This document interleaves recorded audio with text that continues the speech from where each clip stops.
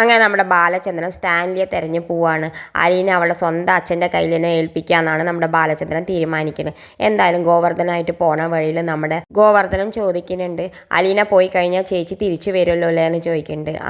നിനക്ക് ഞാനൊരു കഥ പറഞ്ഞു തരട്ടെ എന്ന് ചോദിക്കുന്നുണ്ട് നമ്മുടെ ബാലചന്ദ്രൻ. എന്നിട്ട് പറയുന്നുണ്ട്, എൻ്റെ പത്തായത്തിലെ ഒരു കുപ്പിയിലൊരു ഭൂതത്തെ അടച്ചു വെച്ചിട്ടുണ്ട്. ആ കുപ്പിയുടെ അടപ്പാണ് നമ്മുടെ അലീന.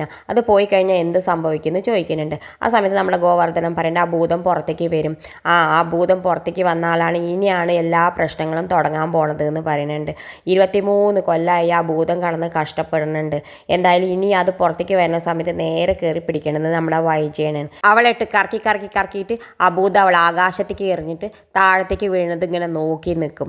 നീ കണ്ടോ എന്നൊക്കെ പറയുന്നുണ്ട്. നമ്മുടെ ഗോവർദ്ധനാണെങ്കിൽ ഇതൊന്നും മനസ്സിലാവില്ല, എന്താ പറ്റിയ ബാലചന്ദ്രന് എന്നൊക്കെ വിചാരിച്ചിട്ട് ഇങ്ങനെ പേടിച്ച് നിൽക്കുന്നുണ്ട്. എന്തായാലും പിന്നെ അപ്പുറത്ത് കാണിക്കേണ്ടത് നമ്മുടെ അലീനയും രോഹിത്തും എല്ലാവരും കൂടി നമ്മുടെ രേവതിക്കുട്ടിയുടെ വീട്ടിലേക്ക് വരുന്നുണ്ട്. എല്ലാവരും പുറത്തേക്ക് ഇറങ്ങുന്ന സമയത്ത് നമ്മുടെ രോഹിത് ചോദിക്കുന്നുണ്ട്, ഇത്രയും വലിയ വീട്ടിലാണോ രേവതിക്കുട്ടി കഴിയണമെന്ന് നോക്കിയിട്ട് അത്ഭുതപ്പെടുന്നുണ്ട്. എന്തായാലും അലീന പറഞ്ഞിട്ട് എല്ലാവരും ഇറങ്ങും വരും എന്ന് പറഞ്ഞിട്ട് ഉള്ളിലേക്ക് പോകുന്നുണ്ട്. ആ സമയത്ത് നമ്മുടെ രേവതിക്കുട്ടിയാണെങ്കിൽ അലീനയോട് ദേഷ്യപ്പെട്ട് നിൽക്കുന്നുണ്ട്. എന്തായാലും നമ്മുടെ അലീന രേവതിക്കുട്ടിയുടെ പിണക്കമൊക്കെ മാറ്റി കൊടുക്കുന്നുണ്ട്. ഇത് കാണിച്ചുകൊണ്ടാണ് ഇന്നത്തെ പ്രൊമോ അവസാനിക്കേണ്ടത്. ഇതുപോലെ പ്രൊമോ വിശേഷങ്ങൾ നിങ്ങളുടെ മുന്നിൽ എളുപ്പത്തിൽ എത്താൻ ഈ ചാനലൊന്ന് സബ്സ്ക്രൈബ് ചെയ്യാൻ മറക്കരുതേ.